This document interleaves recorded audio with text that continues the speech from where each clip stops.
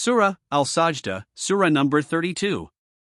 In the name of God, the most gracious, the ever merciful. This is Surah al-Luqmān. Undoubtedly, the revelation of this book is from the Lord of the worlds. Do they say that this person has fabricated it himself? Certainly not. In fact, it is the truth, which has come from your Lord. So, that you can warn people, to whom no warner came before you, so that they can be guided. They associate partners with him. In reality, it is God who has created the heavens and the earth, and that between them in 6 days. Then he sat on the throne. There is neither anyone except him, who is your guardian, nor anyone who can intercede for you with him. Do you not pay heed then? It is he who governs all affairs, from the heavens to the earth. Then they return to him in a day, whose extent is 1,000 years according to your count. He knows the hidden, and the apparent, is the powerful, and the merciful. It is he who has excelled in the creation of everything. He began creating a human being from clay. Then carried on his progeny, from an insignificant fluid. Then perfected it, and blew into it from his spirit. And for you, made ears for hearing, eyes for seeing, and hearts for understanding. Seldom are you grateful. These are the majesties of the God who has created them. In spite of this, they say, when we are mingled with clay, then will we be created again? No. They do not regard it as improbable.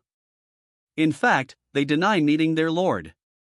Tell them, your soul will be claimed by the very angel of death, who has been deputed to you. Then you shall be returned to your Lord alone. If you had seen, O Prophet, you would have had an idea of their helplessness. When these wrongdoers will stand before their Lord, with heads lowered, and will confess, our Lord, we have seen and heard. Now you send us back, so that we do righteous deeds. We now have full conviction. In reply, it will be said, what then was the need of test? If we wanted, we would have given each person's guidance ourselves. But we made you pass through a test, and you preferred error over guidance. Thus, what I had said has been fulfilled, that I shall fill hell with all jinn and mankind. So, now taste that flavor, that you became forgetful of the meeting of this day. We have also forgotten you. Now taste eternal punishment, because of your misdeeds. Only they profess belief in our revelations, O Prophet, who when reminded through them, fall down in prostration, and glorify their Lord while praising him, and are never arrogant. Their backs remain away from their beds. They call out to their Lord in fear and hope, and spend from whatever we have given them. So, no one knows the bliss of the eyes we have concealed for them, as reward for their deeds. They do not believe in it. So, ask them, will he who is a believer become like him who is disobedient? Both cannot be the same. Those who accepted faith and have done righteous deeds, for them are orchards of bliss, as an initial hospitality, in reward of their deeds. And those who remain disobedient, their abode is hell. Whenever they would want to come out from it, they will be driven back into it, and it will be said, taste now the flavor of the torment you would persistently deny. Before this big torment, we shall also necessarily make them taste some near-at-hand torment, so that they pay heed. Who can be more unjust than those who are reminded, through the revelations of their Lord, then they turn away from them? We shall definitely seek revenge from such wrongdoers.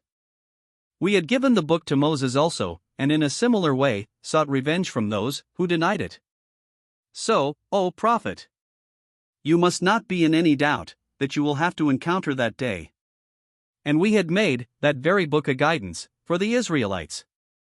And when they showed steadfastness, and they also had full conviction in our revelations, we appointed such leaders in them who would guide them at our behest. Then they differed with one another. So, there is no doubt that now on the day of judgment, your Lord will resolve matters in which they have been differing. Did this thing also not become a means of guidance for them? That how many a nation before them we destroyed? They walk about in their ruined dwellings even today. There are certainly many signs in this. Then do they not hear?